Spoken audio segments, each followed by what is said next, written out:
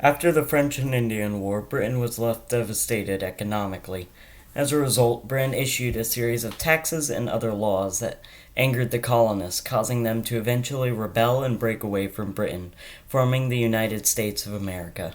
In this video, I will discuss what led up to the American Revolution. First, we should talk about the Proclamation of 1763. The Proclamation of 1763 was issued by the British government at the end of the French and Indian War to appease Native Americans. It declared that no colonists could settle west of the Appalachian Mountains. This enraged the American veterans of the French and Indian War, who felt that that land was rightfully theirs. Now we should talk about the Stamp Act of 1765. To gain money lost during the French and Indian War, British Parliament passed the Stamp Act, putting a tax on stamped paper. As most tax laws at the time were made by the colonial governments as opposed to the British government, many colonists felt that their rights were being taken away. As a result of the Stamp Act being passed, many colonists began rioting. Parliament eventually revoked it, leading to many colonists believing that the British government couldn't do anything if the Americans just pushed back.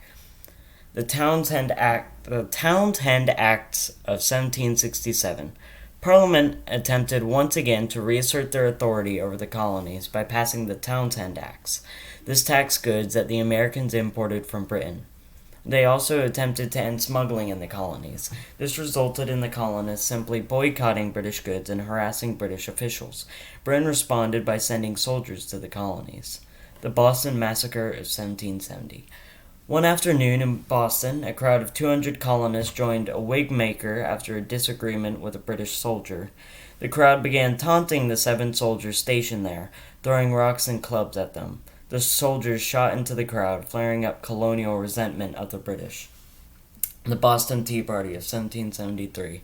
Britain withdrew their forces from Boston and repealed much of the legislation in the Townshend Act, all except for the tax on tea, even introducing the Tea Act, giving the British East India Company favorable regulations, which American merchants did not get to enjoy. As a result, a group of radicals known as the Sons of Liberty hatched a plan. A small group of them, dressed as Mohawk natives, occupied 3 ships and dumped over 92,000 pounds of British tea into the Boston harbor. However, they never harmed any of the crew members and even replaced a lock that had been broken the next day.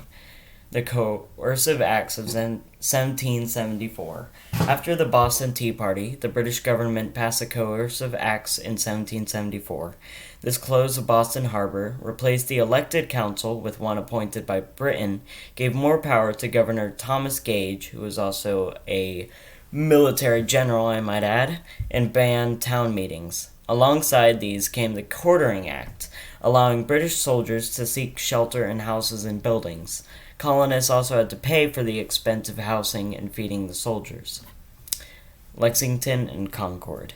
General Thomas Gage led a force of British soldiers to capture Samuel Adams and John Hancock in Lexington, and then go to Concord to seize their gunpowder.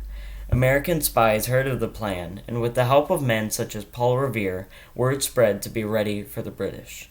As the British marched from Boston to Lexington, 77 colonial militiamen met them face to face. It was here the shot heard around the world happened, triggering the start of the American Revolution. At this battle, 7 militiamen died, and the colonists drove the British back to Boston. The British lost 73 men to death, with another 26 missing and 174 wounded. British attacks on coastal towns from the years of 1775 to 1776. For the very last cause, what brought all of the 13 colonies to take up arms was a British attacks on coastal towns. When the Battle of Lexington broke out and the American Revolution began, the Southern and New England colonies were not too keen to join in. The Southerners were only dependent on themselves and did not trust the Yankees. In New England, many Puritans viewed the Southerners as lazy. This changed shortly after the British Navy bombarded and burned Falmouth, Massachusetts, and Norfolk, Virginia. Not only this, but Britain offered any slaves who took up arms on the Loyalist side to be free. These promises made Southerners fear of a slave rebellion. After this, the Southerners and Englanders finally united against Britain. This was no longer some small rebellion on the coast of Massachusetts. This was the American Revolution. I hope you enjoyed this video. If you did, please like and subscribe to my channel. Thank you for watching.